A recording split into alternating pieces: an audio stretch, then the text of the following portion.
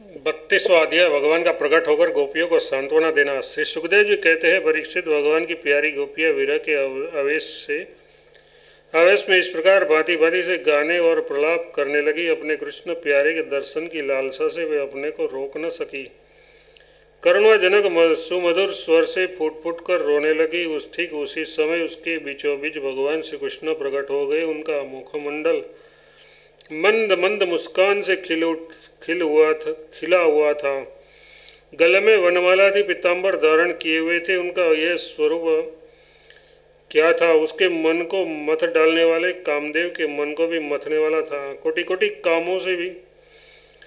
कामों से भी सुंदर, परम मनोहर, प्राणवल्लभ श्याम सुंदर को आया देख गोपियों नेत्र प्रेम और आनंद से खिल उठे। वे सब के सब एक ही साथ इस प्रकार उठ खड़ी हुई मानो प्राणहीन शरीर में दिव्य प्राणों का संचार हो गया हो। शरीर के एक एक अंग में नवीन चेतना, नवीन स्फूर्ति आ गई हो।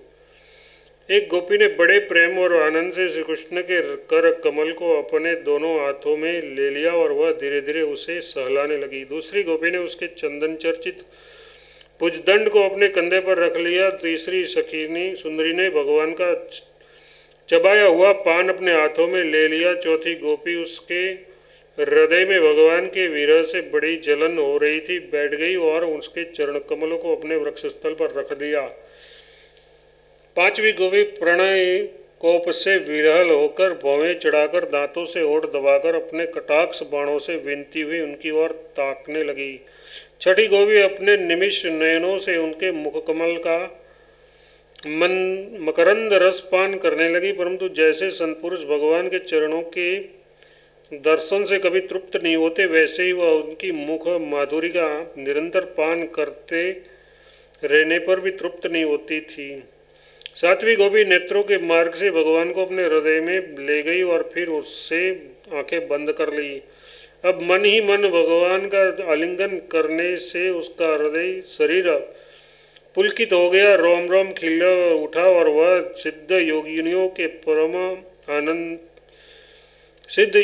के समान परमानंद में मग्न हो गई। परीक्षित, जैसे मुमुक्ष जन परम ज्ञानी संतपुरुष को प्राप्त करके संसार की पीड़ा से मुक्त हो जाते हैं, वैसे ही सभी गोपियों को भगवान श्री कृष्ण के दर्शन के परम आनंद और परम उल्लास प्राप्त हुआ। उसके विरह के कारण गोपियों को जो दुख हुआ था, उससे वे मुक्त हो गई और शांति के समुद्र में डूबने उतारने लगी। परीक्षित, यों तो भगवान श्री कृष्ण अच्युत और अकर एक रस हैं। उनका सौंदर्य और माधुर्य निरतिशय है, फिर भी विरह व्यथा से मुक्त हुई गोपियों के बीच में उनकी शोभा और भी बढ़ गई। ठीक वैसे ही जैसे परमेश्वर अपने नित्य ज्ञान, बल आदि शक्तियों से सेवित होने पर भी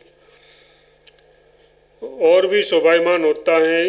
इसके बाद भगवान श्री कृष्ण ने उन व्रज सुंदरियों को साथ लेकर यमुना जी के पुलिन में प्रवेश किया। उस समय खिले हुए कुंद और मंद्राकार के पुष्पों की सुरभि लेकर बड़ी ही शीतल और सुंदर मंद मंद वायु चल रही थी और उसकी मकरंद से मतवाले होकर भंवरे इधर उधर मंडरा रहे थे। शरद पूर्णिमा के चंद्रमा की चांदनी अपनी निराली छटा दिखा रही थी। उसके कारण रात्रि के अंधकार का तो नहीं पता ही न था। सर्वत्र आनंद मंगल का ही साम्राज्य छाया था। वह पुलिन क्या था? यमुना जी ने स्वयं अपनी लहरों के हाथों भगवान की लीला के लिए सुकोमल बालुका का रंग मंच बना रखा था। परीक्षित, भगवान के दर्शन से गोपियों के हृदय में इतने आनंद और इतने रस का उल्लास हुआ कि उसके हृदय की सारी आदि व्याधि मिट गई। जैसे कर्मकांड की श्रुतियाँ उसका वर्णन करते करते अंत में ज्ञानकांड का प्रतिपादन करने लगती है और फिर वे समस्त मनोरथ से ऊपर उठ जाती है, कृत्य हो जाती है, वैसे ही गोपियाँ भी पूर्ण काम हो गई। अब उन्होंने अपने वृक्षस्थल पर लगी हुई रोली केसर से चिन्हित ओढ़नी को अपने परम प्यारे सुहद श्री कृष्ण के विराजने के लिए बिछा दी। बड़े बड़े योगेश्वर अपने योग साधन से पवित्र किए हुए हृदय में उनके लिए आसन की कल्पना करते रहते हैं, किंतु फिर भी अपने हृदय सिंहासन पर बिठा नहीं पाते। वह सर्वशक्तिमान भगवान यमुना जी की रोयती में गोपियों की ओढ़नी पर बैठ गए। सहस्त्र सहस्त्र गोपियों के बीच में उनसे पूजित होकर भगवान बड़े ही शोभायमान हो रहे थे। परीक्षित, तीनों लोकों में, तीनों कालों में जितना भी सौंदर्य प्रकाशित होता है वह सब तो भगवान के बिंदु मात्र सौंदर्य का आभास पर है। वे उसके एकमात्र आश्रय हैं। भगवान श्री कृष्ण अपने इस अलौकिक सौंदर्य के द्वारा उसके प्रेम और आकांक्षा को और भी उबाड़ रहे थे।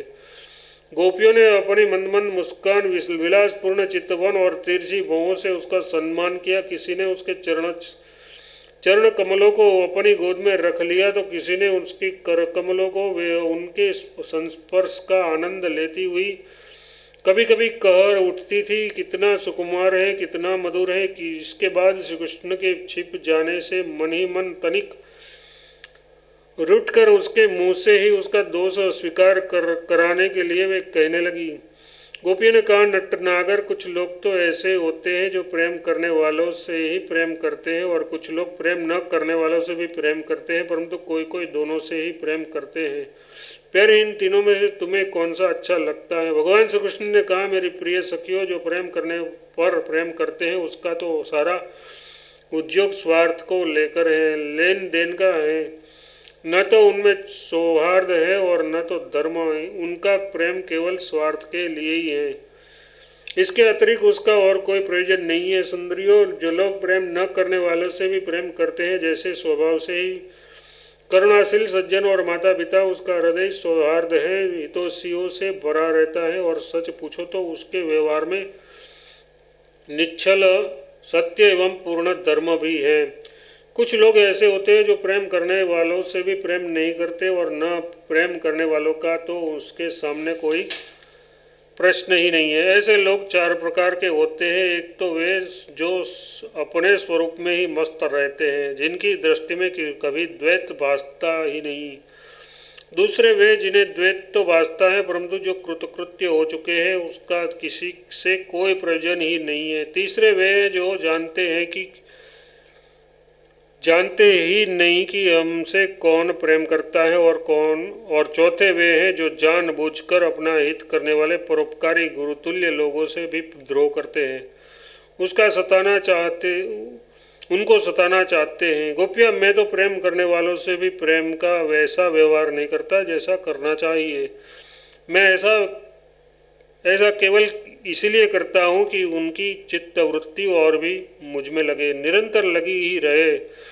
जैसे निर्धन पुरुष को कभी बहुत सा धन मिल जाए और फिर खो जाए तो उसका हृदय खोए हुए धन की चिंता से भर जाता है, वैसे ही मैं भी मिलकर छिप जाता हूँ। गोपिया, इसमें संदेह नहीं कि तुम लोगों ने मेरे लिए लोक मर्यादा, वेद मार्ग और अपने सगे संबंधियों को भी छोड़ दिया है। ऐसी स्थिति में तुम्हारी मनोवृत्ति और कहीं न जाए, अपने सौंदर्य और सुहागन की चिंता न करने लगे, मुझ में ही लगी रहे। इसलिए परोक्ष रूप से तुम लोगों से प्रेम करता हुआ ही मैं छिप गया था। इसलिए तुम लोग मेरे प्रेम में दोष मत निकालो। तुम सब मेरी प्यारी हो और मैं तुम्हारा प्यारा हूँ। मेरी प्यारी गोपिया, तुमने मेरे लिए घर गृहस्थ की उन बेड़ियों को तो तोड़ डाला है जिन्हें बड़े बड़े योगी यति भी नहीं तोड़ पाते। मुझसे तुम्हारा ये मिलन, ये अत्यंत आत्मीय संयोग सर्वथा निर्मल और सर्वथा निर्दोष है। यदि मैं अमर शरीर से, अमर जीवन से अनंत काल तक तुम्हारे प्रेम, सेवा और त्याग का बदला चुकाना चाहूँ तो भी नहीं चुका सकता। मैं जन्म जन्म के लिए तुम्हारा ऋणी हूँ। तुम अपने सौम्य स्वभाव से, प्रेम से मुझे ऋण कर सकती हो, परंतु मैं तो तुम्हारा ऋणी ही हूँ।